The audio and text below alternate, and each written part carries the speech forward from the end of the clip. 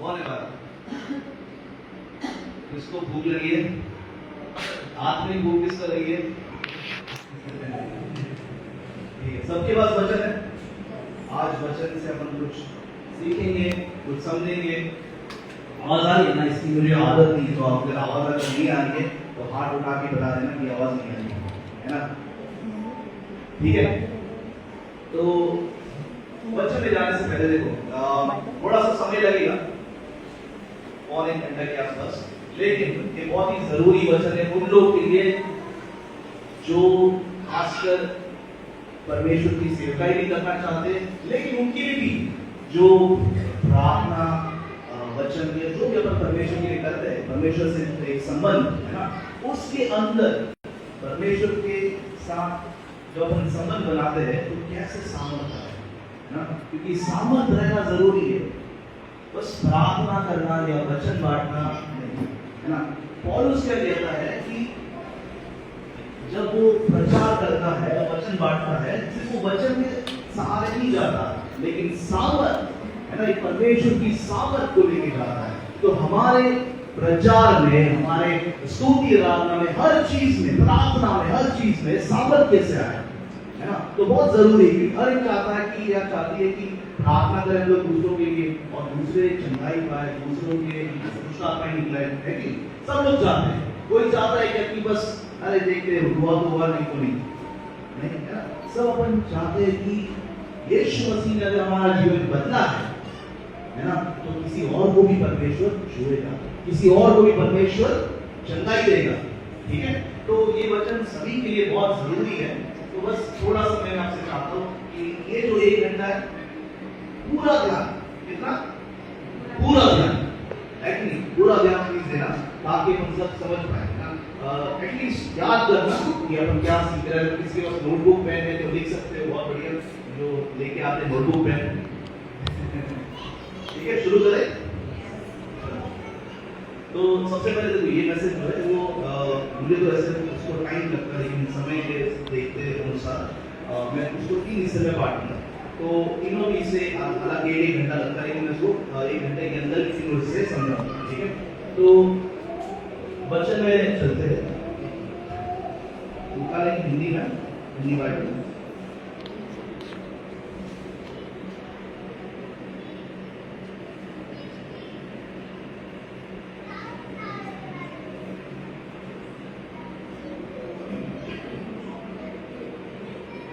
ठीक है। तो सबसे पहले देखो यीशु मसीह जो है,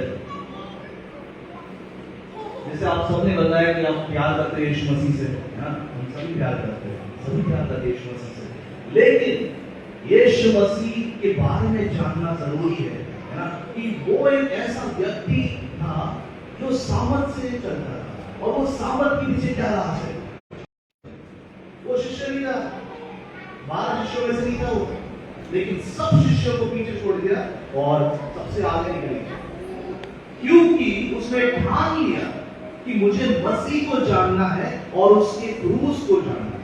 मुझे मसीह को जानना है और उसके क्रूस को जानना है ना। मतलब क्या, इसको धीरे धीरे अपन समझते। देखो आज अपन क्या सीखने वाले हैं, यीशु मसीह के जीवन के 3 ऐसे चीजें या घटनाएं जो अपन जो बहुत ही सामर्थ से भरे है ना, 3 ऐसी घटनाएं। ठीक है।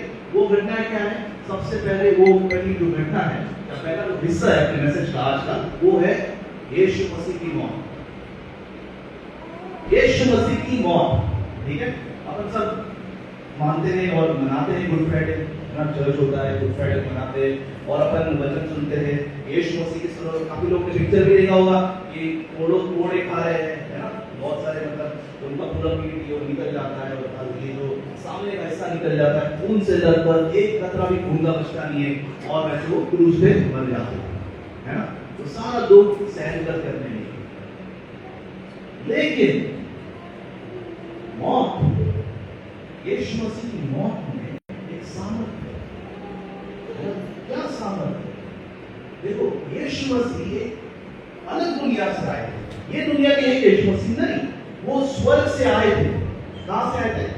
स्वर्ग से आए थे। इसका मतलब क्या है? देखो स्वर्ग से जो आता है वो स्वर्ग की बातें करता है, जो यहाँ के हैं अपन यहाँ की बातें करते हैं।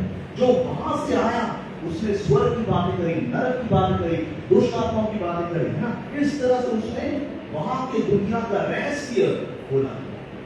अभी अपना काम क्या है? उसको समझना, उसको खोजना, ताकि अपन भी वही चीज उसके पीछे पीछे जा पाए, है ना। देखो एक बार क्या होता है कि यीशु मसीह को मिलने के लिए रात के अंधेरे में कौन आता है? निकोदेमुस। और वो एक फरीसी था, पूरा जानता, पूरा धर्मी, एकदम कपड़े पोशाक वाला, लाल कपड़े देखोगा आपने, लाल सॉरी काले कपड़े में, है ना। वो टोपी पहनते, काला सा और बड़ा सा, और उनका कपड़ा रहता है। तो ये फरीसी लोगों का काम क्या था कि वचन को सिखाना। वो आते हैं यीशु मसीह के पास और बोलते हैं कि यीशु मसीह, ये कैसे संभव है? ये जो आप जो कर रहे हो, मतलब ये दुनिया में हो ही नहीं सकता।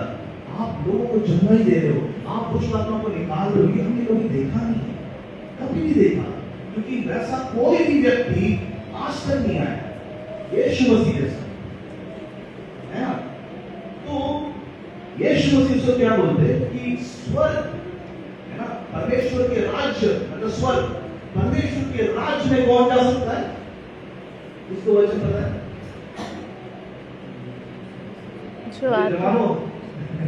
वचन की पक्की होना चाहिए। कौन जा सकता है स्वर्ग के राज्य में? वो बोलता है जिसका नए सिरे से जन्म हुआ है। नए सिरे से मतलब क्या? पानी और आत्मा से। जिसका पानी और आत्मा से जन्म हुआ है वो ही स्वर्ग जा सकता है। मतलब सिर्फ ईसाई बनना काफी नहीं, सिर्फ मसीह बनना काफी नहीं। हम सब लोग, हम लोग भारत के रहते हैं, हम लोग सब अलग धर्म से आए, सब ऐसा कोई नहीं कि एकदम पहले से ही मसीह था, नहीं, सब ये अलग से आए। लेकिन विश्वास वो तो पहले से ही है। उसके बाद एक नया जन्म होना जरूरी है। यीशु मसीह क्या बोलते हैं कि भाई तुमको स्वर्ग अगर जाना है, परमेश्वर के राज्य में प्रवेश करना है, तो तुम्हारा नए सिरे से जन्म होना आवश्यक है, जरूरी है, जरूरी है। और मैं मतलब परमेश्वर के राज मतलब कौन सा राज? वो एक आत्मिक दुनिया का रास्ता। यीशु मसीह एक आत्मिक क्या बोलते हैं, दुनिया का रहस्य खोलने के लिए आए। और ये जो किताब है अपने बाइबल, वो कोई इस दुनिया की किताब नहीं है, है ना। अपन बहुत फोकस करते हैं कि हम लोग को आशीष कैसे मिले, ये कैसा हो, वो कैसा हो। लेकिन ये किताब में, ये किताब एक आत्मिक किताब है, आत्मिक किताब, ठीक है। और जीवन भी आत्मिक है। जीवन कैसे आत्मिक है? हर चीज जो होती है यहाँ पर, वो पहले स्वर्ग में होती है, वो पहले वहां पे होती है और फिर बाद में इस दुनिया में होती है, ठीक है। तो यीशु मसीह उसको बोलते हैं कि जरा नए सिरे से जन्म होना जरूरी है निकोदेमुस को। और निकोदेमुस समझ नहीं पा रहा, और वो खुद सिखाता है लोगों को, है, वो लोगों को खुद सिखा रहा है। आज ऐसी हालत है, बहुत सारे लोग जो सिखाते हैं उनको भी काफी बार मतलब चीजें नहीं पता होती है। और भी मतलब एक तरीके से दुर्भाग्यवश बोल सकते हैं, है ना, क्योंकि ये किताब को खोजना, जानना, समझना जरूरी है। समझ से ही आपकी दुनिया में अपन काम कर सकते हैं, बिना समझ के। क्योंकि यीशु मसीह कोई जादूगर है क्या? कुछ मंत्र बोल दो, मंत्र हो जाए कुछ, ऐसा होता है? नहीं, नहीं। प्रार्थना भी एक समझ के साथ करनी है, स्तुति आराधना भी एक समझ के साथ करनी है, तब जाके चीजें होगी, तब जाके चिन्ह चमत्कार होगा, है ना। बिना समझ के नहीं होता है कुछ भी, इसलिए समझ बहुत जरूरी है। और एक चीज हम लोग जब प्रार्थना कर रहे थे नगोन के लिए, तो परमेश्वर ने एक चीज बताई जो मैं आखिर में बताऊंगा नगोन के बारे में। तो यीशु मसीह क्या बोलते हैं निकोदेमुस को? निकोदेमुस को क्या बोलता है कि कैसे संभव है कि मैं वापस अपने मां की पेट में जाऊंगा इतने बूढ़े उम्र में? है कि नहीं? संभव है क्या? वापस अपन कौन अपने मां की पेट में जा सकता है? कोई नहीं, है ना, कोई भी नहीं जा सकता, असंभव है। यीशु मसीह बोलते हैं तुम्हें नए सिरे से जन्म होना मतलब पानी और आत्मा से जन्म होना जरूरी है। मतलब तब जाके एक नया व्यक्ति तुम्हारे अंदर निर्माण होगा, एक नया व्यक्ति, एक नए तरीके से तुम्हारा जन्म होगा। मतलब क्या? तुम्हारी आत्मा जो सोई थी पाप में, वो पवित्र आत्मा क्या करेगा? जगाएगा। पवित्र आत्मा आपके आत्मा को क्या करेगा? जगाएगा। नहीं तो क्या होगा? बस चर्च जाओ, अटेंडेंस लिखो, उसके बाद घर थोड़ा सा गाना वाला बजाओ, थोड़ा सुन लो, अब वापस कर दो। कोई भी काम नहीं होंगे मसीह के, है ना? कोई भी काम नहीं होंगे मसीह के। जरूरी है हम सबके जीवन में मसीह के काम हो, और उतना ही काफी नहीं है, दूसरों के जीवन में भी काम हो, दूसरों के जीवन में भी काम हो। अपने तक नहीं रहना कभी। यीशु मसीह कभी खुद के लिए नहीं जिए, वो दूसरों के लिए जिए, वो दूसरों के लिए। मरना मतलब क्या? क्रूस उठाना, है ना? क्या बोलते मत्ती के 6 पढ़ेंगे जरा वचन, मत्ती 16 उसका 24।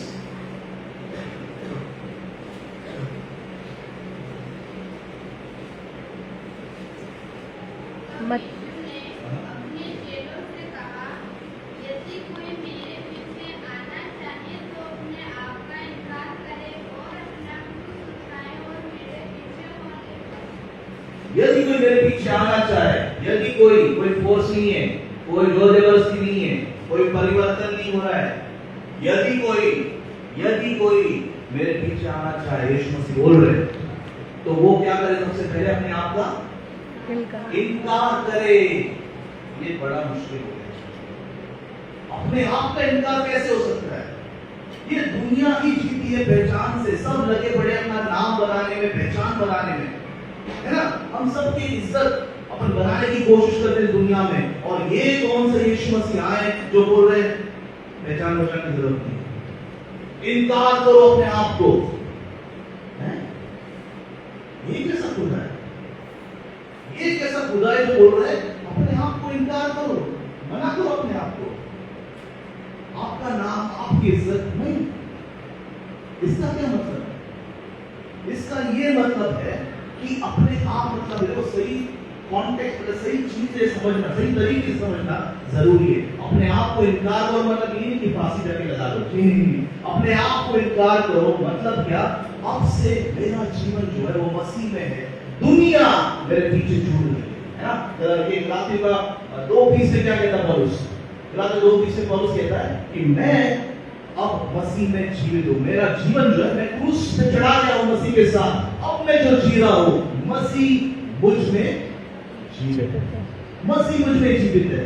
मैं मर चुका हूं, और उसका कहता है मैं मर चुका हूं मतलब मेरी इच्छा मर चुकी है, मेरी इच्छा है, मेरी सारी अभिलाषा है, मेरे सारा जो भी क्या बोलते हैं, मेरी जानकारी जितना मुझे पता था सब कुछ मर चुका है, सब कुछ मर चुका है, सब कुछ मर चुका है। मरना क्यों जरूरी है? तो जब मरोगे मतलब क्या? ये एक्चुअली बताते हैं पानी का बपतिस्मा। मतलब जब पानी का बपतिस्मा किसका हुआ है भाई बहनों? वेरी गुड, बहुत अच्छा, बहुत बढ़िया, बहुत अच्छा, है ना? जिसका नहीं हुआ कर लेंगे, कोई दिक्कत नहीं, जब भी समय आए, है ना? प्रॉपर टीचिंग से पानी के बपतिस्मे में क्या होता है? पानी में डूबना जरूरी है। पानी में डूबना मतलब मरना, वो दिखाता है मरना, पुराना जीवन खत्म, पुराने तौर तरीके, पुराने दोस्त, पुराने लोग, पुराना सोच, पुराना विचार, पुराना स्वभाव, सब कुछ खत्म, सब कुछ खत्म। और जब अपन ऊपर आते पानी से, वो क्या दिखाता है? एक नया जीवन शुरू, एक नया जन्म शुरू, एक नया इंसान की निर्मिति, है ना? और उसी को अपन एक तरीके से क्रूस उठाना भी बोलते हैं। क्रूस उठाना, देखो पौलुस ने जान लिया था कि क्रूस में सामर्थ्य है, क्रूस में सामर्थ्य है। बाकी सारी चीजें मैंने करके देखी, मैंने जन्म बना के देखा, क्रिसमस बना के देखा, सब बना के देखा, ये क्रूस के बारे में कोई क्यों नहीं बनाता? क्रूस को समझता कोई क्यों नहीं है? क्रूस के पीछे का रहस्य क्या है? पौलुस उसके पीछे पागल हो गया था, क्रूस में क्या है ना? क्या यीशु मसीह ये क्या सिखाया था क्रूस के बाद? क्योंकि देखो यीशु मसीह अकेले थे जिन्होंने क्या बोला, ये जो दिख रहा है बड़ा सा मंदिर, इसको तोड़ दो, मैं 3 दिन में उसको वापस बनाऊंगा। किसकी बात कर रहे थे वो? किस चीज की बात कर रहे थे? अपने आप की बात कर रहे थे। 3 दिन के बाद वो अकेला इंसान था, मौत को उसने हरा दिया, है कि नहीं? Hallelujah, hallelujah. अकेला इंसान था यीशु मसीह, जिसने क्रूस उठा के उस मौत को हरा दिया, है ना? और पौलुस को समझा ये कोई साधारण व्यक्ति नहीं आया था दुनिया में, ये अलग व्यक्ति था जो पानी पे चलता था, तूफानों को डांटता था, है ना? ये अलग व्यक्ति था, इसको समझना जरूरी है, इसके क्रूस को समझना जरूरी है। इसलिए उसने अपने आप के ऐसे लिखा है वचन में, क्रूस उठाओ और मेरे पीछे बोलो। तो सबसे पहले उसने क्रूस उठाया और यीशु के बारे में खोजने लगा, ठीक है? और देखो क्या वो निष्कर्ष क्या आता है, देखो पौलुस का कलीसियों को निकालें, कलीसियों की किताब दूसरा अध्याय उसका 13 से 15, कलीसियों 2 13 से 15। और उसने तुम्हें भी जो अपने अपराधों और अपने शरीर की खतना रहित दशा में मुर्दे थे उसके साथ जलाया और हमारे सब अपराधों को क्षमा किया और विधियों का वह लेख जो हमारे नाम पर और हमारे विरोध में था मिटा डाला और उसको क्रूस पर कीलों से जड़कर सामने से हटा दिया। और उसने प्रधानताओं और अधिकारों को अपने ऊपर से उतारकर उनका खुल्लम खुल्ला तमाशा बनाया और क्रूस के कारण उन पर जय जयकार की ध्वनि सुनाई। देखो यहाँ पे यीशु मसीह ने 2 काम किए, बहुत ही जरूरी, ध्यान से सुनो। सबसे पहला पापों की क्षमा, कैसे? वो जो आरोप है अपने ऊपर जो शैतान लगा रहा था नियम के अनुसार, जितने भी आरोप हमारे ऊपर लगाए यीशु मसीह ने उस क्रूस के द्वारा सारे आरोप खारिज कर दिए, खत्म। क्योंकि देखो नियम जरूरी है, परमेश्वर एक न्यायाधीश है ना? तो अगर अपने गलती के लिए पाप अधर्म जो भी करा है ना, उसका न्याय होता है।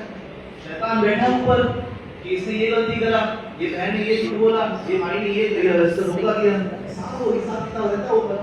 लेकिन यीशु मसीह ने क्रूस के द्वारा उस कानूनी अपराध या कानूनी आरोपों को क्या किया?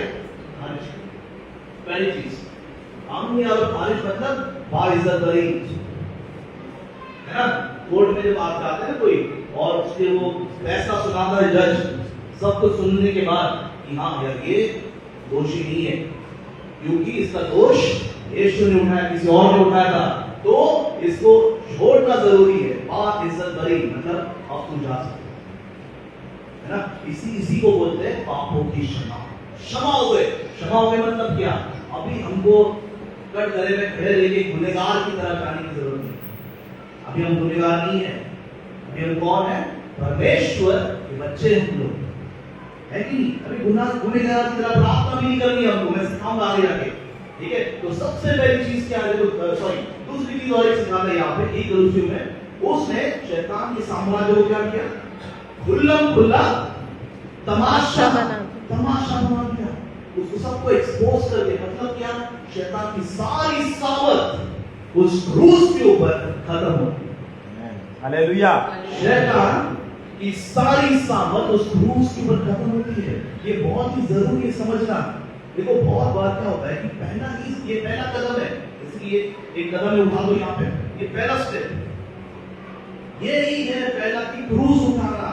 उसके बाद ही तो आपकी जीवन शुरू होगा, और यही सबसे मुश्किल है। इसीलिए देखो बहुत सारे जवान भाई बहन जो है ना, क्यों अभिलाषा में पड़ते हैं, क्यों वो प्यार में उठते नहीं, प्यार में गिरते हैं, क्यों वो मतलब दुनिया के तौर तरीकों में फंस जाते हैं, क्यों वो क्या बोलते हैं उसको जीत नहीं पाते, क्यों जवानी में अपने सृजनहार को वो क्या नहीं कर पाते, स्मरण नहीं कर पाते, क्यों होता है? देखो ये अभी का समय और सोदोम और अमोरा का समय ज्यादा अंतर नहीं है, आप उतना ही बेकार आदमी है ना। 2-3 आप रील देख लो, तुरंत कुछ ना कुछ आएगा, बहुत ज्यादा है देखने की, और हर समय क्या है, तुम हर समय अपने पास रहता है। अभी तो सबके पास हो गया है कि नहीं? जैसी वजह तो पाप दूर नहीं है ना। और अपन जो है शैतान अपने पीछे क्यों लगता है, खासकर जवानों के पीछे, और ये उम्र में क्यों लगता है? ताकि वो समझ नहीं पाए उसके पीछे का सामना। अगर क्रूस उठा लिया तो वो जानता है उसकी हार है क्रूस में, शैतान की सारी हार उस क्रूस के ऊपर है। तो अपना जब अपन क्रूस उठाते हैं तब सारी अभिलाषाएं, सारे जो अपने जो क्या बोलते हैं उसको, जो शरीर के जो चीजें हैं, इच्छाएं, वो सब कुछ जिसमें बोला मरना, वो सब कुछ उस क्रूस के ऊपर मर जाता है। क्रूस के ऊपर मर जाता है कि तो जरूरी है क्रूस को उठाना, अपने आप को मारना। अपनी ये कोई मतलब ये क्या बोलते हैं हल्का वाला वचन नहीं है कि मतलब अपन उसको लाइटली ले सके, क्योंकि यही पहली सीढ़ी है ना। मैं जानता हूँ सुनने के लिए थोड़ा सा मुश्किल होगा, अगर कोई ज्यादा एकदम ये प्रचार करे कि मरना होगा, अब कैसा होगा हमारा, हम तो सोचे हम लोग तो जाएंगे एकदम क्या बोलते उसको, सब कुछ करेंगे, पिक्चर देखेंगे, गाने सुनेंगे, अब क्या असर होगा यार। अब तो मतलब ने एकदम धर्म संकट में डाल दिया। ये धर्म संकट नहीं है, ये आत्मिक जागृति। क्या ये आत्मिक जागृति है ना। जब तक इंसान दो नाव पे सवार रहेगा, जब तक इंसान दो नाव पे सवार रहेगा, थोड़ा दुनिया का भी करता हूँ और थोड़ा परमेश्वर का भी करता हूँ, थोड़ा अरिजीत सिंह भी चलेगा, थोड़ा अनिल खान भी चलेगा, थोड़ा शाहरुख खान भी चलेगा, थोड़ा बिना करण भी चलेगा। क्या बोलते चलता है कि नहीं चलता? चलेगा कि नहीं चलेगा? नहीं चलेगा। देखो चलाने के लिए अपन चला लेंगे यार, भारत के सब चला लेते हैं अपन, है कि नहीं? चलाने के लिए सब चला लेंगे अपन, लेकिन क्या हमारे खुदा को चलता है? नहीं चलता है। इसीलिए वो कहता है क्रूस उठाओ, मतलब अपने आप को मारो, मेरी इच्छा, मेरी मर्जी, मेरी सोच, मेरे विचार अब नहीं, अब यीशु, क्योंकि वो राजा है, उसके राज्य में उसकी मर्जी चलनी चाहिए, अपनी मर्जी, उसकी मर्जी चलनी चाहिए, है कि नहीं? मतलब क्या, देखो क्रूस इसीलिए पहला कदम है। जब आप क्रूस उठाओगे, आपकी जितनी भी इच्छाएं है ना, ऐसा कोई नहीं कि परफेक्ट कोई है, मैं ऐसा नहीं बोलता, बता रहा हूं कि मैं एकदम क्या बोलते हैं कहावत दूध से मिला, दूध से नहीं, मैं लहू से मिला होती, लेकिन कहावत के लिए मैं कोई दूध से मिला नहीं हूँ। आप बहुत सारे किए है ना, बहुत सारे सभी से होते हैं, लेकिन एक समय आता है, एक समय आता है जब थोड़ा सीरियस बनना जरूरी है ना। सीरियस क्या बोलते हैं? सीरियस गंभीर गंभीर गंभीर है ना, क्योंकि समय आने वाला है यीशु मसीह का, यीशु मसीह आने वाले हैं। किसको जाना है स्वर्ग? किसी को नहीं जाना स्वर्ग? अरे तो हाथ उठाओ सबको स्वर्ग जाना है कि नहीं? कोई ऐसा मसीह जिसको स्वर्ग नहीं जाना है? कोई भी नहीं हो सकता, सभी को स्वर्ग जाना है। लेकिन स्वर्ग जाने के लिए सबसे पहला कंडीशन ही वही है, एक नए सिरे से जन्म, मतलब क्रूस को उठाओगे तब जाके पहली सीढ़ी पे आप आओगे। ठीक है, तो पहला क्या है? मौत। क्या है पहला? मौत। मैं आपको एक छोटी सी ये बता दूं, मिशनरी जो है, जैसे कि आते बहुत सालों से आ रहे इंडिया में, तो एक मिशनरी आए थे इंडिया में, मिजोरम में आए थे, और उन्होंने वहां पे सुसमाचार सुनाए आदिवासी ग्रुप में, है ना। और वहां पे बहुत ही मतलब वो लोग बहुत ही क्या बोलते हैं वायलेंट होते हैं, उनके वायलेंट आक्रोश मतलब एकदम गुस्से वाले थे आदिवासी लोग। तो आक्रामक, किसी ने नहीं माना, नहीं हमको नहीं चाहिए हमारा यीशु, आक्रामक है, सॉरी आक्रामक, थैंक यू, आक्रामक थे, है ना। वो सुनने को तैयार नहीं थे कोई भी, बहुत ही आक्रामक, बहुत ही आक्रामक। हमको नहीं चाहिए कोई फॉरेन वाला, क्या बोलते हैं, गोरा सा परमेश्वर नहीं चाहिए, हम तो काले हैं, हमको काला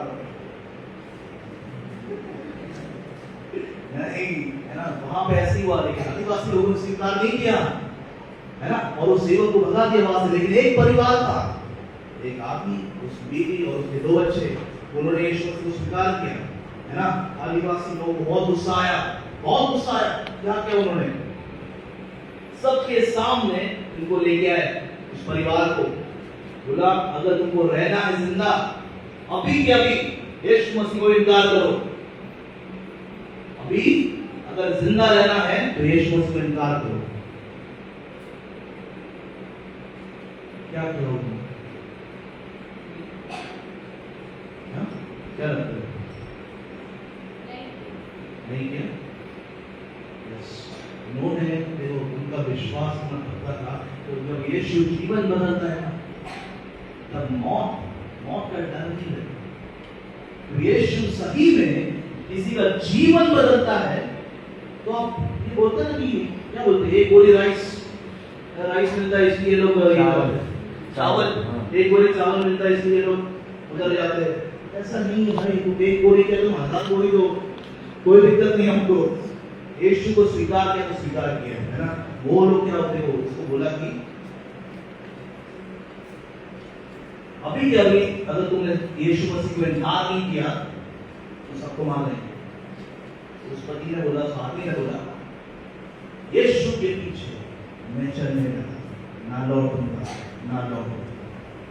ये गाना वहां से शुरू हुआ, अपने भारत की उपज है गाना, बाहर से नहीं आएगा, है ना। और उसी समय वो जो चीफ है, जो उसका लीडर था, वो आदिवासी ग्रुप का, उसने इशारा किया और दोनों बच्चों को उस समय पे 3 मार के मारे।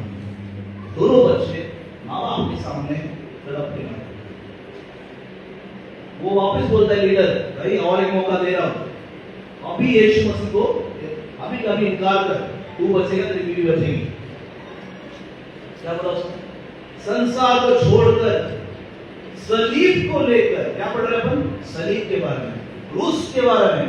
संसार को छोड़कर सलीब को लेकर ना लौटूंगा। फिर से क्या बोला जी, वो लीडर ने इशारा किया, ऑब्वियसली गए और उसकी बीवी को मारा। उसकी आंखों के सामने उसके बच्चे और उसकी बीवी मरी। अब तो सुधर जा भाई, लीडर बोल रहा, तो अब तो यीशु को इनकार कर, खत्म हो गया तेरा फैमिली, एक नई तुमको बीवी मिल सकती है, अभी भी एक और एक नया मिल सकता है। उसने फिर से मना किया। क्या बोला उसने? क्या आगे प्लान इसको आता है? सुना ना, संसार को छोड़कर सलीब को लेकर ना लौटूंगा। फिर काज पाऊंगा वाला क्या? अगर मैं उसका इनकार ना करूं, है ना, वो बोलता है, वही बोलता है कि अगर मैं उसका इनकार ना करूं तो ताज पाऊंगा। उसी समय वो लीडर बोलता है कि गया काम से, कोई मार, उसको भी मार। तो बोलने का मकसद क्या है कि यीशु के लिए बहुत लोगों ने खून पाया है ना, बहुत लोग मारे जा चुके हैं यीशु मसीह के लिए, है ना, क्योंकि उनका प्यार और उनका विश्वास बहुत बहुत मजबूत है ना। वो साबित करता है सही में। और आपको पता है उसकी कहानी, पूरा का पूरा मिजोरम आज पूरे भारत में भी जाना जाता है कि वो ऐसा पूरा एक राष्ट्र है जहाँ पे सबसे ज्यादा मसीही लोग हैं, विश्वास हो गए, है ना। एक जब बलिदान होता है, किसी का लहू बहता है, किसी इंसान का जो परमेश्वर विश्वास करता है, वहां पे रिवाइवल होता है। वहां पे क्या होता है? एक रिवाइवल होता है, मतलब एक तरीके से एक नया हवा वहां पे चलती है और सब के सब जितने भी आदिवासी लोग थे जिन्होंने उनको मारा, वो खुद अब यीशु मसीह को प्रचार करते हैं कि नहीं? Hallelujah, hallelujah. तो देखो, सबसे पहले क्या सीढ़ी? मौत। आपके जीवन की शुरुआत मौत, है ना। क्रूस उठाना बहुत कर दिया, बहुत कर दिया, होली खेल लिया, रक्षाबंधन कर लिया, सब कर लिया, अभी बस अभी जाने का समय, अभी बस यीशु, है ना, सिर्फ यीशु पे फोकस करो, सिर्फ यीशु। अपना क्रूस उठाना है, दुनिया को मना करना, ठीक है। कोई दूसरी सीढ़ी पे चलते। क्या है दूसरी सीढ़ी? क्या लगता है?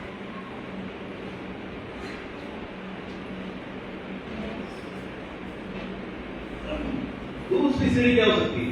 यीशु मसीह की मौत की बात करिए, उसके बाद क्या हुआ? 3 दिन के बाद क्या हुआ? जी उठा। उसको क्या बोलते हैं? पुनरुत्थान। वेरी गुड, पुनरुत्थान। यीशु मसीह जी उठे, पुनरुत्थान हुआ उनका, है ना। और पौलुस ने अपनी क्रूस को जान लिया, अभी उसका काम पे मन लग रहा है पुनरुत्थान में। वो देश जानना चाहता है कि यीशु मसीह का पुनरुत्थान क्या है भाई, है ना। निकालेंगे जल्दी से फिलिपियों 3 उसका 10, फिलिपियों 3:10।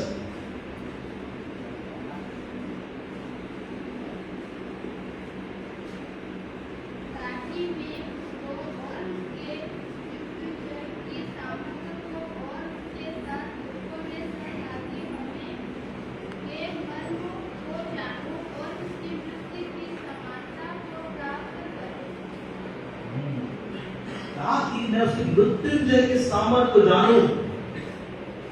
मृत्युंजय एक अच्छा शब्द, ज्यादा अच्छा शब्द मैं आपको बताता हूं, वो है पुनरुत्थान। तो अगर आपको लिखना है वहां पे, आप साइड में लिख सकते हो पुनरुत्थान, मतलब वापस जी उठा। जी उठने में सामर्थ्य है। अभी अपन सोचेंगे अपन मरेंगे तो जी कहां से उठेंगे, है ना। देखो जी उठना मतलब क्या, जी उठना जो अपनी जब बपतिस्मा होता है ना, जब यीशु मसीह विश्वास करते हैं बपतिस्मा होता है, पवित्र आत्मा अपनी आत्मा को क्या करता है, जी उठाता है ना, उसको जान डालता है उसके अंदर, है ना। और अपन एक अलग सामर्थ, इसके अंदर सामर्थ है। अभी सामर्थ, जब आप दूसरे कदम पे जाओगे तब सामर्थ शुरू हो जाएगा, तब सामर्थ शुरू हो जाएगा। मतलब क्या, जब आप प्रार्थना करोगे आपकी प्रार्थना में सामर्थ है।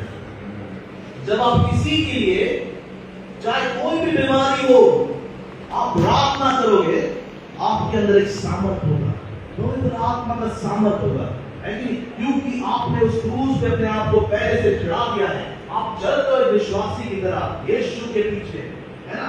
अब एक दूसरा कदम जब आता है उठाने का, परमेश्वर आपको उसके सामर्थ से करता है ना। क्या लिखा पहले जो काम निकालें, दूसरा है पहला अध्याय 8 क्या है, पहला अध्याय 8 क्या है। परंतु जब पवित्र आत्मा तुम पर आएगा तब तुम सामर्थ्य पाओगे और यरूशलेम और सारे यहूदिया और सामरिया में और पृथ्वी की छोर तक मेरे गवाह होगे। तुम्हारे ऊपर पवित्र आत्मा आएगा और तुम क्या पाओगे, सामर्थ को पाओगे, है कि नहीं। किसको सामर्थ की जरूरत है, सभी को जरूरत है कि नहीं, है कि नहीं? बस प्रार्थना करना किसी के लिए क्या मजा है, हाँ इससे हो जाएगा, सिस्टर हो गया तो हो गया, मेरे को बता देना हुआ नहीं।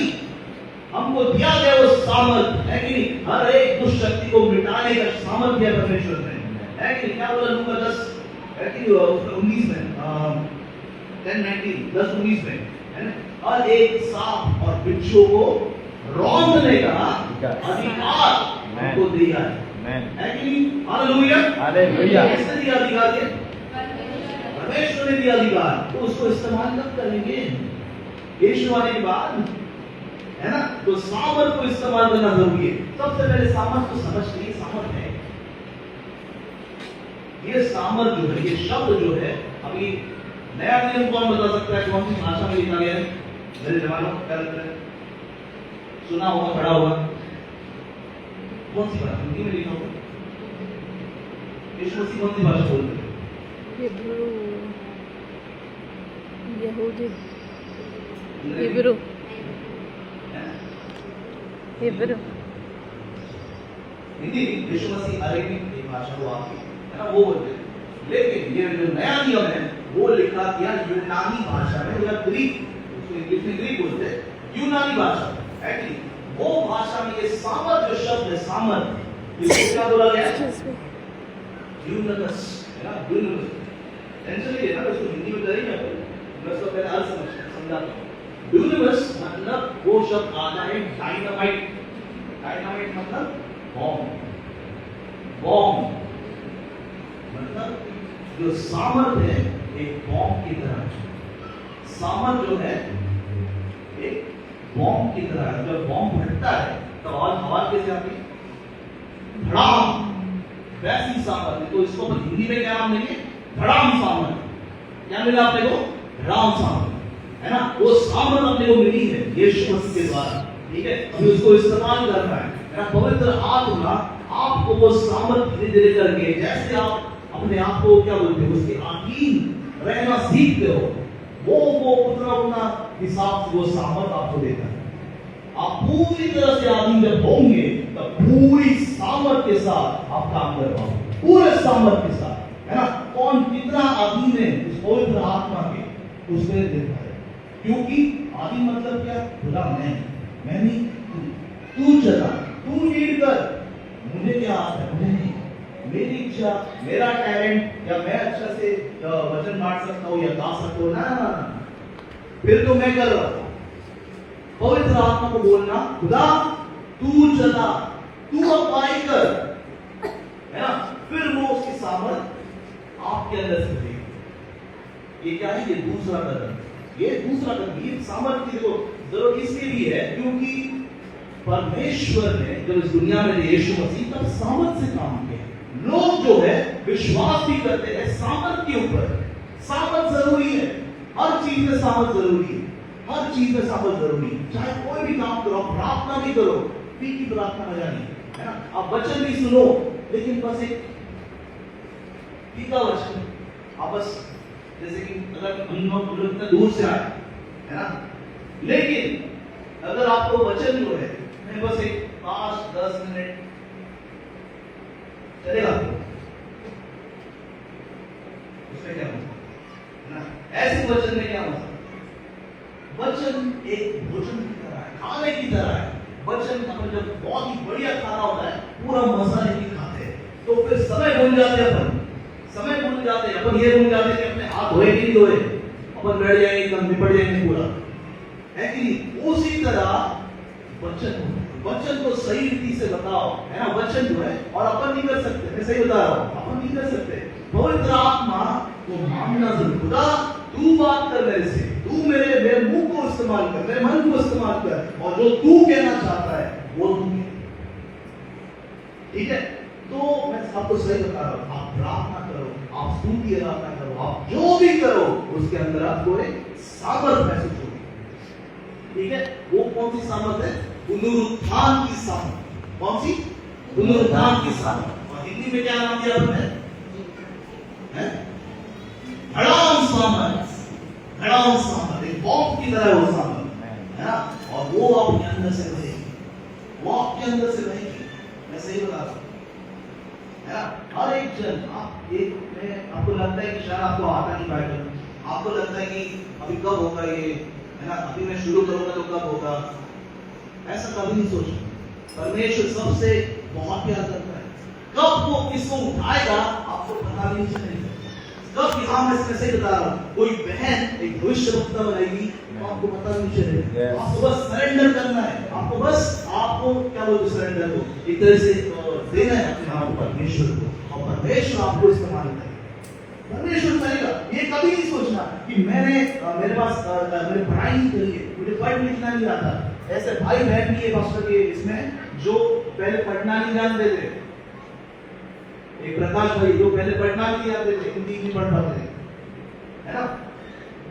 लेकिन वो जब परमेश्वर में आए, है ना, पवित्र आत्मा के सहारे, अब वो पढ़ते ही नहीं है, वो अभी सब जगह जाके प्रचार नहीं करे परमेश्वर के वचन, है ना। परमेश्वर मदद करता है। कभी नहीं सोचना कि आपको कुछ नहीं आता है, या फिर मेरे पास पैसे नहीं है, ऊंची पढ़ाई नहीं है, ना ना ना ना ना। परमेश्वर ने किसको चुना? मछुआरों को चुना परमेश्वर ने, मछुआरों को जिसको दुनिया ने ठुकरा दिया था, है कि नहीं? उनको अंदर नहीं आने देते थे मंदिर के, पता है क्यों? बांसते थे वो, मच्छी की बात आती, इसे तो मार रो, कोई बात नहीं, यीशु मसीह तुम मेरे पीछे आओ, चलेगा। उन्होंने ठुकरा दिया, मैं अपना, है ना। तो कभी भी कोई भी यहाँ पे जितने भी जमा है, कभी नहीं समझना कि अपन कम है।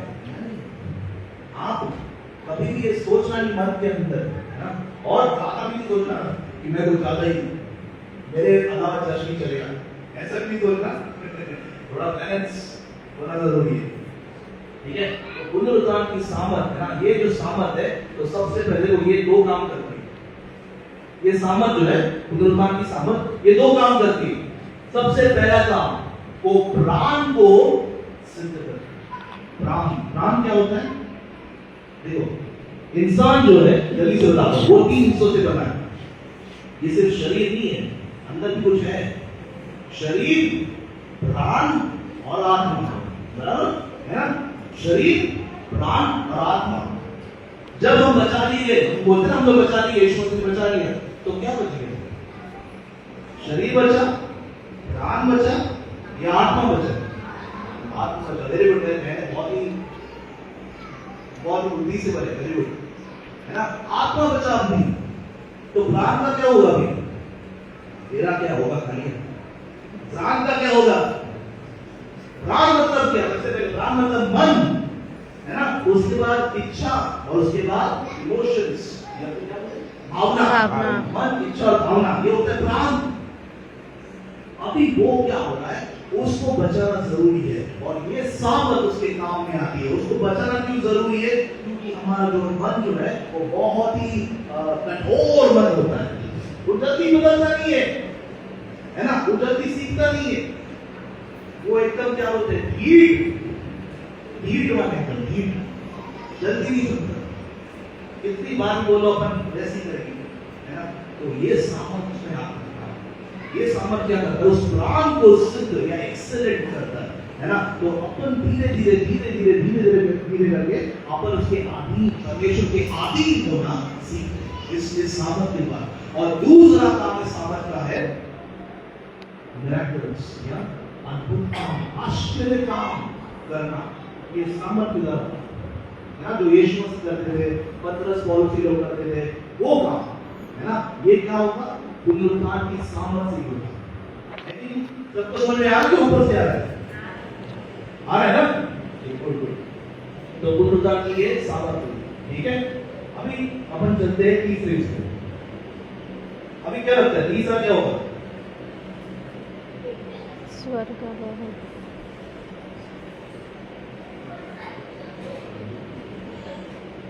नहीं, यीशु मसीह मर गए पहला, तो यीशु मसीह पुनरुत्थान हुआ दूसरा, तीसरा क्या हो सकता है?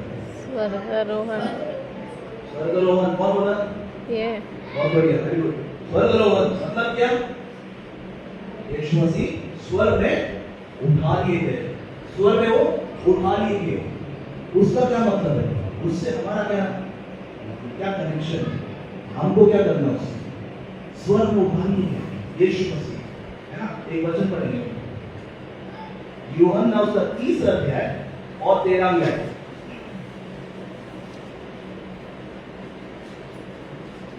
कोई स्वर्ग पर नहीं चढ़ा, केवल वही जो स्वर्ग से उतरा, अर्थात मनुष्य का पुत्र जो स्वर्ग में है।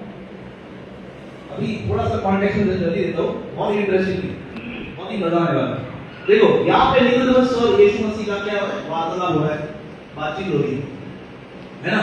यीशु मसीह को क्या बोल रहे इस आयत में, कोई भी स्वर्ग पे नहीं गया, कोई भी स्वर्ग पर नहीं चढ़ा, सिर्फ वो जो स्वर्ग से आया है। तो किसकी बात कर रहे हो?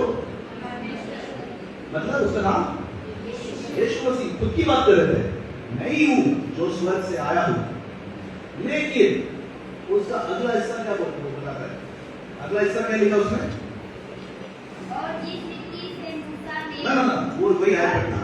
मनुष्य का पुत्र, वो तो पृथ्वी पे थे, वो तो पृथ्वी पे थे और निकोदेमस के साथ बात कर रहे थे। तो वो ऐसे कैसे बोल सकते हैं जो स्वर्ग में है? कैसे संभव है? एक ही इंसान एक ही समय पे यहां पर भी है, वहां पर भी है। ये कैसे संभव है? ये संभव है इस क्या बोलते हैं स्वर्गारोहण से। इसको उठाइए जाना, इसको स्वर्गारोहण, क्या बोलते हैं इसको? आरोहण हिंदी में, है ना। मतलब अपनी आत्मा उठा लिए जाना, और कहां पे? स्वर्ग में। यीशु मसीह ये सिखाया कर रहे हैं, वो बता रहे थे रहस्य, है ना। एक और आयत पढ़ेंगे, इफिसियों का 2 अध्याय,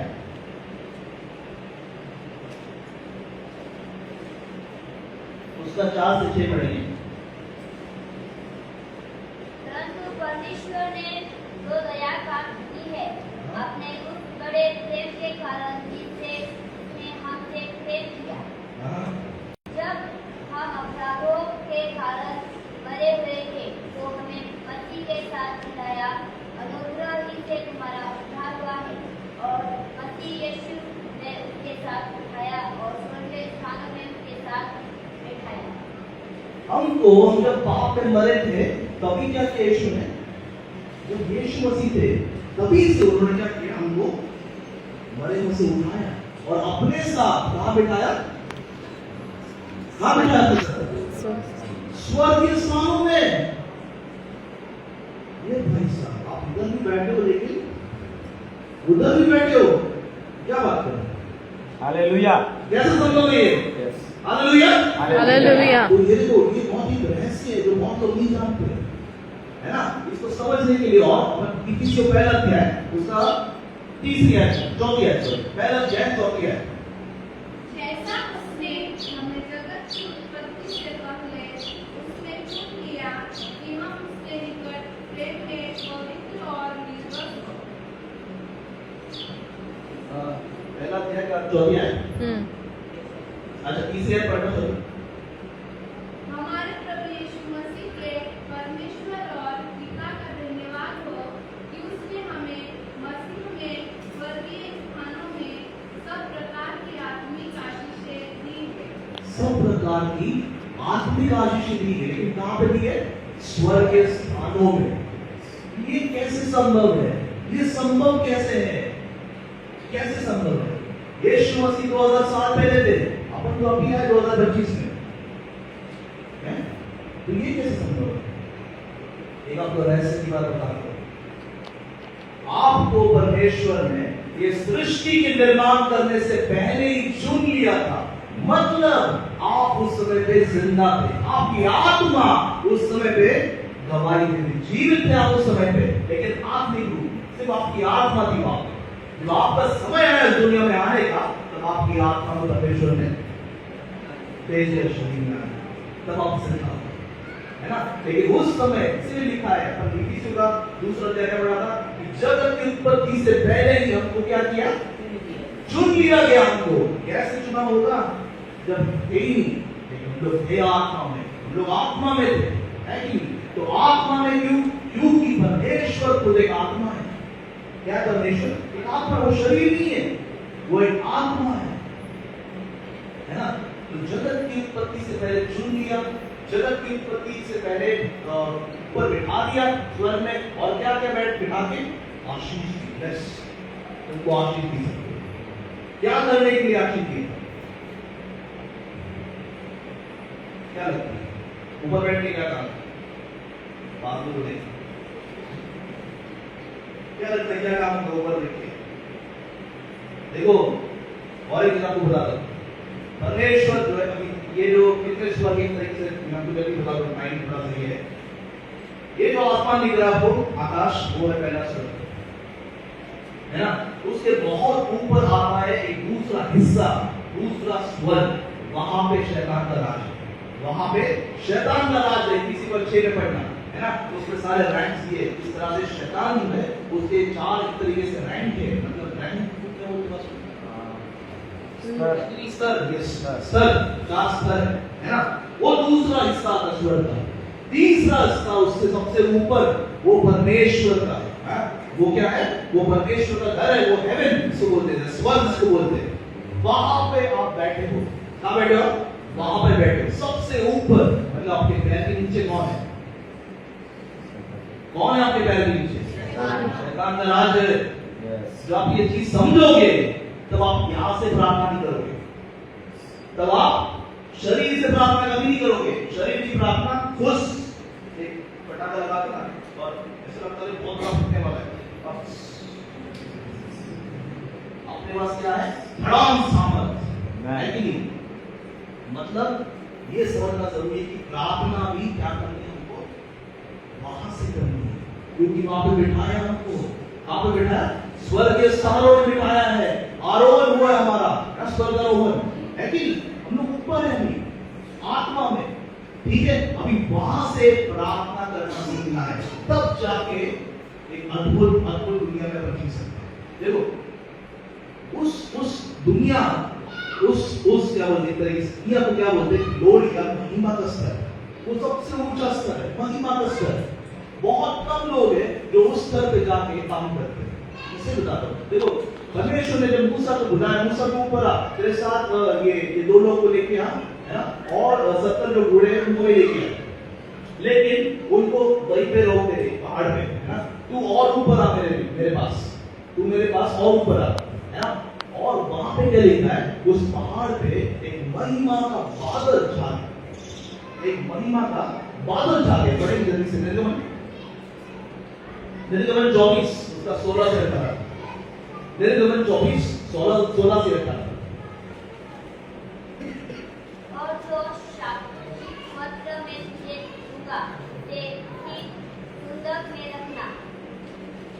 24। तब यहोवा के तेज ने सीनै पर्वत पर निवास किया और वह बादल उस पर 6 दिन तक छाया रहा और 7वें दिन उसने मूसा को बादल के बीच में से पुकारा।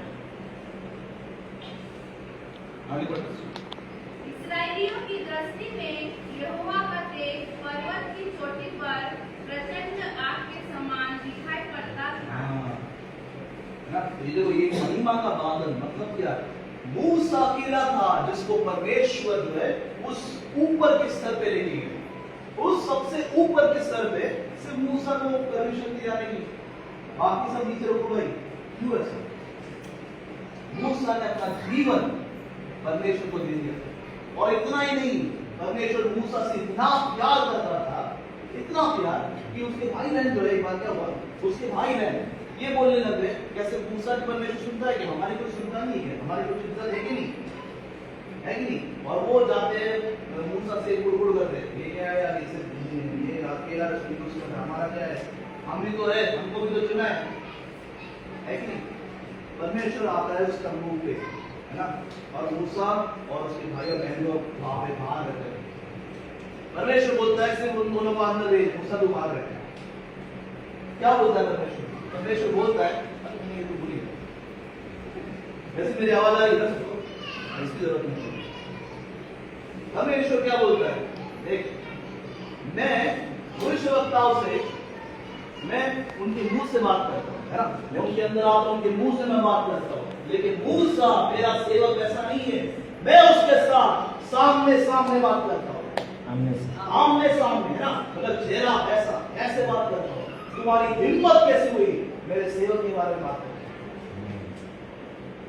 परमेश्वर मूसा की जलन रखता है ना, क्योंकि उसे बहुत प्यार है, क्योंकि वो उस स्तर पे पहुंच गया था। हमेशा याद रखो, किसी भी सेवक के बारे में बोलने से पहले 10 बार नहीं, मैं तो बोल रहा हूँ 100 बार सोचो। कभी भी, चाहे आपको पसंद आए नहीं है, चाहे आपका गाना पसंद है नहीं है, वचन पसंद नहीं है, कोई दिक्कत नहीं, परमेश्वर देख लेगा। अपने को बोलने की जरूरत नहीं होगी, क्योंकि नहीं पता परमेश्वर अगर दुश्मन बन गया तो कोई नहीं बता सकता। शैतान बन गया एक बार तो ठीक है भाई, दुनिया बन गई तो भी ठीक है, परमेश्वर दुश्मन बन गया तुम्हारा हो सकता है कि नहीं? तो जरूरी है, देखो ये जो स्तर है, जिस स्तर की बात कर रहा हूं, महिमा का स्तर, ये सामर्थ्य स्तर से ऊपर भी है। ये ऐसा स्तर है कि वहां पे लोग जो है जो उस स्तर पे रहते हैं, कौन से महिमा का स्तर में, वो बस ऐसे स्टेज पे रहेंगे, है ना, प्रार्थना भी नहीं करेंगे, वो स्टेज पे आएंगे और बस घूमेंगे और परमेश्वर की आत्मा घूमेंगी और लोग चंगे हो जाएंगे। दूर जो रास्ते पे जा रहे लोग वो चंगे हो रहे, दुष्ट आत्मा निकल गई, बिना प्रार्थना करे, बिना कुछ भी करे, परमेश्वर की आत्मा करे। ये है सबसे ऊपर का स्तर, है ना। ऐसे कुछ लोग हुए जिसकी कैथरीन कुलमन जो है ना, ये भारत देश की एक सेविका थी, तो वो स्तर पे थी, वो स्तर पे महिमा के स्तर पे जो अनंत काल है, वो क्या होते हैं, उसमें समय नहीं, उसमें समय नहीं है। ये अपन के सेवन समय किससे बंधे हुए? मैं 10 मिनट आगे जा सकता हूँ क्या? नहीं। मैं पीछे जा सकता हूँ 10 मिनट? नहीं। अपन समय से चलते, जो समय पे होना है वो समय, वो स्तर पे समय नहीं है। तो जब परमेश्वर का काम फिलिप्पुस उस होने के लिए, है ना, बपतिस्मा दिया, काम हो गया, चल दूसरी शहर, जब तक उठता है पानी दे रहा था, हाँ भाई कहाँ गया भाई? चला गया दूसरे शहर, फिलिप्पुस दूसरे शहर में चल गया, अभी उसी समय पे वापस उसने अभी बपतिस्मा दिया, अभी बपतिस्मा दिया उसने उस खोजे को, और उसी समय पे परमेश्वर की आत्मा उठा दूसरे शहर, परमेश्वर समय को मोड़ता है। उस स्तर पे जब आप जाते हो, परमेश्वर समय को मोड़ता है। आपकी रफ्तार घोड़ों से रुकी होगी, है ना, घोड़े पकड़ नहीं पाएंगे। और ये सिर्फ बाइबल की बात नहीं है, आपको इतनी सारे उदाहरण बता सकता हूँ, जैसे कि एक अभी सेवा कमेटी है जेसन, तो वो एक उसको मीटिंग में जाना था, बुलाया था, तो वहां पे जाने के लिए 4 घंटे ठीक है, तो उसकी गाड़ी उसने बोला ठीक है मैं आता हूँ, और उसकी गाड़ी पंक्चर हो जाती है। तो वो फिर पंक्चर वाले को जाते हुए भाई कितना टाइम लगेगा, बोला थोड़ा सा और थोड़ा ज़्यादा काम आ गया, तो इसमें कम से कम 2-3 घंटे लगेंगे। तो उसने फोन करके बोला कि मेरे को लेट होगा, प्लीज आप शुरू करो मेरे बिना आप शुरू करो मीटिंग, मेरे को लेट होगा। और वो उसने थोड़ा सा मतलब 1-2 घंटे लगे उनको, 2 घंटे लग गए, गाड़ी उसको मिल गई और वो वापस मीटिंग के लिए रवाना हो गया। वो जानता वो पहले से लेट हो गया है ना, 2 घंटे निकल गए पहले, उसको जाने को ही 4 घंटे लगने वाले। उसने बोला कि कोई दिक्कत नहीं, मैं बस आराम ना करूँ, और वो अपने कार में जा रहा है बस एकदम अपने रूम में, और परमेश्वर की आराधना है ना, वो खो गया उसमें, आराधना में खो गया है ना, और आराधना में इतना खो गया कि 40 मिनट के बाद उसको वो शहर का बोर्ड दिख गया। 40 मिनट के बाद जो 4 घंटे लगने वाले थे 40 मिनट पे पहुंच गए। परमेश्वर वो स्तर पे जो आते हैं उनके लिए समय को मोड़ता है, समय को मोड़ता है। हालेलुया। तो ऐसे बहुत सारे उदाहरण हैं। देखो आत्मिक ऊर्जा बहुत ही गजब की है, बहुत सिर्फ ये ऐसे नहीं कि वाक्य भाषा या दुष्ट आत्मा निकालना या चंगाई, ये तो बेसिक है। ऐसे बहुत सारे काम है जो आराधना भी करते हैं, स्तुति आराधना, जैसे जॉय और इन्होंने स्टडी भी करा स्तुति आराधना है ना। मैं आपको एक सेविका बताता हूँ, रूथ कैथरीन बोल के, उसको यूट्यूब पे डाल के, वो ऐसी आराधक थी उस जमाने में, टेंट तक टेंट, बड़े बड़े से टेंट है ना, और लोग आके इकट्ठा होते थे, और जब वो आराधना करती थी उस महिमा के स्तर पे, आपको यकीन नहीं होगा लोगों के ऊपर सोने की चमकी बिछी थी, सोने की चमकी, पूरा शरीर सोने से भर गया, सोने की चमकी स्वर्ग से गिर रही है। उतना ही ऐसे पत्थर जो है प्रेशियस स्टोन्स या कीमती पत्थर वो गिरते थे स्वर्ग से। तो ये ऐसे बहुत सारी चीजें होती है जब अपन वो स्तर पे जाके काम करते हैं है ना, क्योंकि वो स्तर पे स्वर्ग जो है वो अपना ताबा लेता, अपना कंट्रोल लेता है ना। तो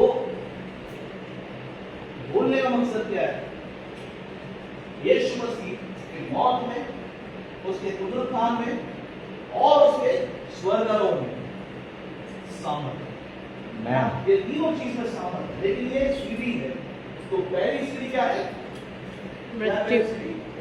क्रूस उठाना। वेरी गुड, पहली क्रूस, बिना क्रूस उठाए नहीं, आगे क्या अपन लाइन से। उसके बाद आता है दूसरी सीढ़ी, वो है पुनरुत्थान है ना, पुनरुत्थान। पुनरुत्थान का सामर्थ, उसको क्या नाम दिया अपन ने,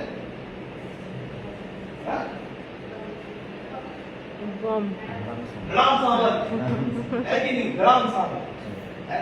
और उसके द्वारा वो सामर्थ जब मिलेगी तब आप जाके दूसरा अपन निकाल सकते हो, चंगा लोग जो रोगी है वो चंगा ले सकते है ना। और तीसरा जो है, लेकिन आपको एक ही करके करना पड़ेगा है ना, लेकिन तीसरा जो स्तर है, सबसे ऊपर का स्तर कौन सा है, स्वर्गारोहण, स्वर्गारोहण है ना। और वो उसको महिमा, अरे आप क्यों बैठे, सॉरी मैं अपने ध्यान नहीं दिया, सॉरी मैंने अभी देखा कि आप लोग, तो वो महिमा का स्तर है ना, तो महिमा का स्तर सबसे ऊपर, तो वो धीरे धीरे करके वहां तक पहुंचना जरूरी है ना। तो आज का ये मैसेज था, कोई भी कुछ भी डाउट हो, कुछ समझा नहीं, आप पूछ सकते हो, पक्का समझिए, पूछो मत सवाल।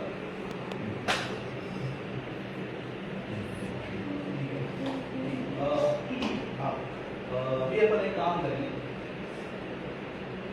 मतलब जब कल प्रार्थना करके खत्म होती है वो 2 चीजों में बताने वाला था। परमेश्वर ने तो बात करी कि देखो अपने शब्दों में सामर्थ्य है ना, सब मानते हैं जो अपन बोलते हैं वो आगे जाके वो नहीं पाते, क्योंकि जीवन और मृत्यु की सामर्थ्य अपने जबान में, बराबर। तो क्या हुआ है, परमेश्वर ने हमको रिवील किया हुआ भजन संहिता 36 है कि खरगोन में हो सकता है अपन नहीं जानते कि कौन है, लेकिन ऐसा मानते थे या ऐसा बोला गया इस शहर में या फिर इस गांव में, खरगोन गांव है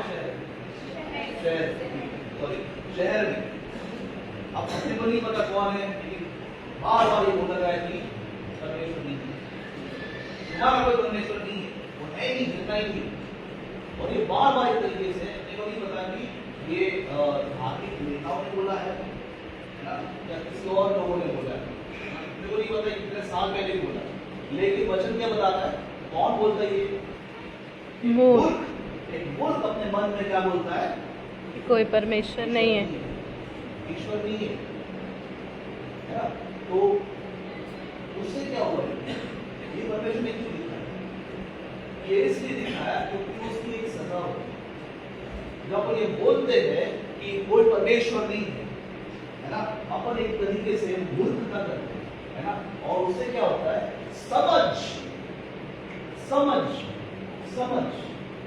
इंसान की बंद हो जाती है। और क्योंकि समझ बंद हो जाती है तो आत्मिक दुनिया अपने लिए बंद हो जाती है ना? अपन वचन समझ नहीं पाएंगे, अपन स्तुति आराधना किस तरह से सही तरीके से करना, क्या करना है ना, वो समझ नहीं पाएंगे। तो हम लोग प्रार्थना करें, खुदा हम लोग मांग रहे लोग, जितने लोग भी आए उन सबके समझ को खोलना, सबके समझ को खोलना। ऐसा कोई भी व्यक्ति जो यहाँ पर आया है, मौजूद है, ऐसा ना हो कि वो इस मंदिर से बाहर जाए बिना एक वचन भी ना सके। वो हर एक चीज समझ लेना, वो हर एक चीज जो भी आप सिखाया है वो समझे, ताकि आपके जीवन में काम है ना? देखो मेरे आना, हम सबका आना एक तरीके से है ना, लेकिन इसलिए एक काम करेंगे, सब लोग उठेंगे,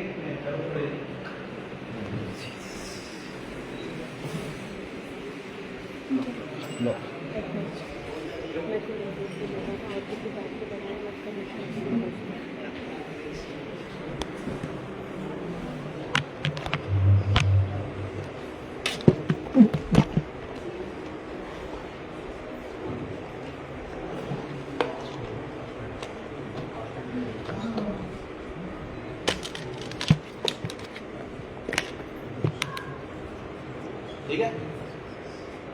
तो हम लोग कल प्रार्थना करें, जिसमें बताया कि लोगों की समझ यहाँ पे शैतान ने क्या करा, एक तरीके से बंद कर दिया। ये क्या है? एक ताला है, ये एक ताला है, इसको एक चाबी लगी, ये ताला फिलहाल बंद है ना?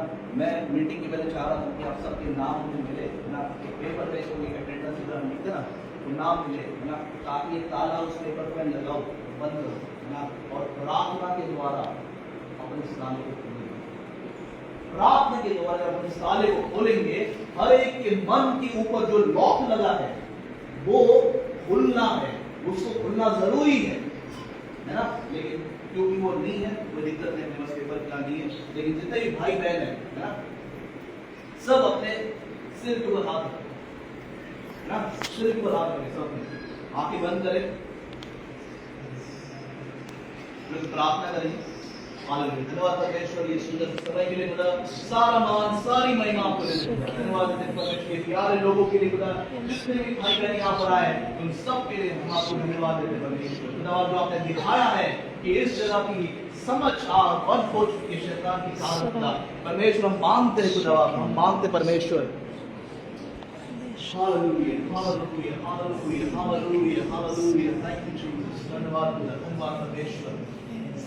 परमेश्वर सबसे पहले हम पश्चाताप करते हैं हर एक गलत शब्द के लिए, हम पश्चाताप करते खुदा इस जगह के जो भी लीडर्स है उनके लिए परमेश्वर, जो भी गलत शब्द बोले गए हैं इस जमीन में सुनी है, ये दीवारों में सुनी है उस शब्द को खुदा, ये पत्थरों ने सुनी है उस शब्द को परमेश्वर, हम पश्चाताप करते खुदा, क्षमा करो परमेश्वर, क्षमा करो खरगोन को परमेश्वर, क्षमा करो खरगोन के लोगों को खुदा, क्षमा करो परमेश्वर खरगोन के जो भी नेता है खुदा, उन सबको आप क्षमा करना परमेश्वर, जिन्होंने भी गलत चीजें बोली है इस जगह के ऊपर, इस जमीन के ऊपर, जिसके कारण मेरे भाई बहनों की समझ को बंद करके रखा है परमेश्वर, पश्चाताप करते क्षमा, आपके बेटे यीशु मसीह के नाम में क्षमा करना परमेश्वर, हम उन सबको क्षमा करते, हम उन सबको क्षमा करते परमेश्वर। हालेलुया परमेश्वर, हमारा विश्वास है खुदा कि आप एक क्षमा करने वाले खुदा, आपने क्षमा किया है आपके बेटे यीशु मसीह के लहू से ये सारे खरगोन पूरे जितने भी खरगोन में, जितना भी खरगोन है परमेश्वर, कहाँ पे भी है खुदा,